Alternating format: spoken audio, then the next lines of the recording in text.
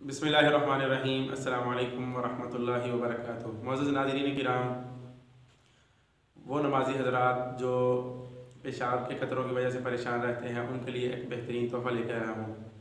तो नमाज़ पढ़ते वक्त भी उनको सलसल बॉल यानी बार बार पेशाब आना या पेशाब के क़तरे आना, तो उसकी वजह से वो बड़े परेशान रहते हैं।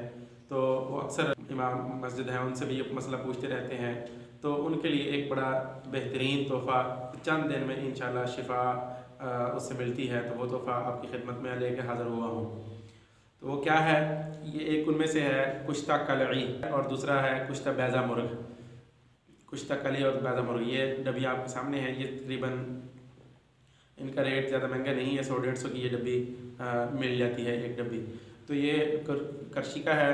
आप करशी का अगर आपके इलाके में दस्तयाब है तो करशी का ले लें, या अशरफ का मौजूद हो तो अशरफ का ले सकते हैं, बल का मिल जाए। मतलब जो भी आपको ये दो कुश्ते अगर आपको आसानी से कहीं से भी मिल जाते हैं, ये बिल्कुल बेज़रर है, इनका किसी किस्म का कोई नुकसान नहीं है।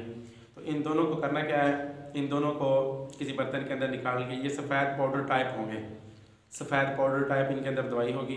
तो वो आप किसी बर्तन में डाल के उसको अच्छी तरह मिक्स कर लें। मिक्स करके फिर एक ही डब्बी के अंदर डाल के इनको रख लें। छोटे कैप्सूल बिल्कुल जो नहायत छोटे बाज़ार से आम मिल जाते हैं, अगर वो मिल जाए तो वो एक रोज़ाना एक कैप्सूल आप दूध के साथ या मक्खन के साथ उसको रोज़ाना नाश्ते के बाद इस्तेमाल करें। रात को सोते वक्त भी इस्तेमाल कर सकते हैं। रोज़ाना एक कैप्सूल इस्तेमाल करना है।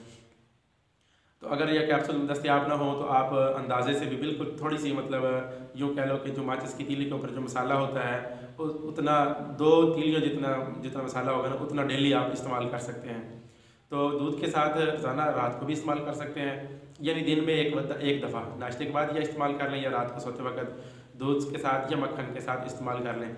उसका फ़ायदा ये होगा कि इससे वो नमाजी हज़रात जिनका मसाना बिल्कुल कमज़ोर हो चुका है बुढ़ापे की वजह से या वैसे किसी बीमारी की वजह से कमज़ोर हो गया, तो ये मसाने को ताकत देगी। और जो बार बार कतरे आते हैं, नमाजी बेचारे परेशान रहते हैं, बूढ़े ज़ईफ़ लोग परेशान रहते हैं कि हम नमाज़ नहीं पढ़ सकते, तुम्हारा ये उज़र है, तो वो इंशाल्लाह ये चंद दिनों के अंदर, एक हफ़्ता मुसलसल इसको इस्तेमाल करना है।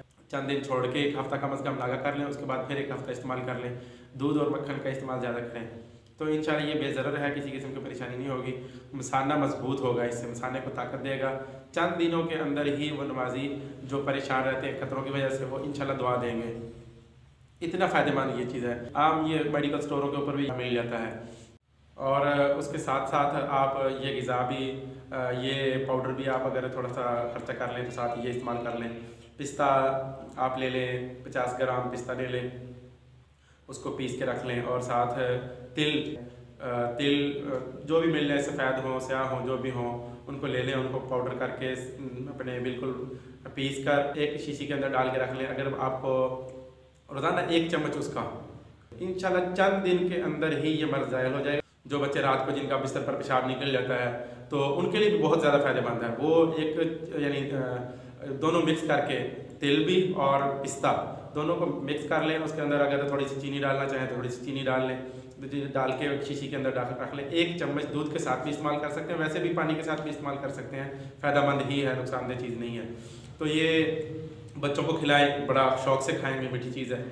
हमारे चैनल को सब्सक्राइब करें, बेल आइकन को भी प्रेस कर दें ताकि हमारी हर नई आने वाली वीडियो की अपडेट आपको मिल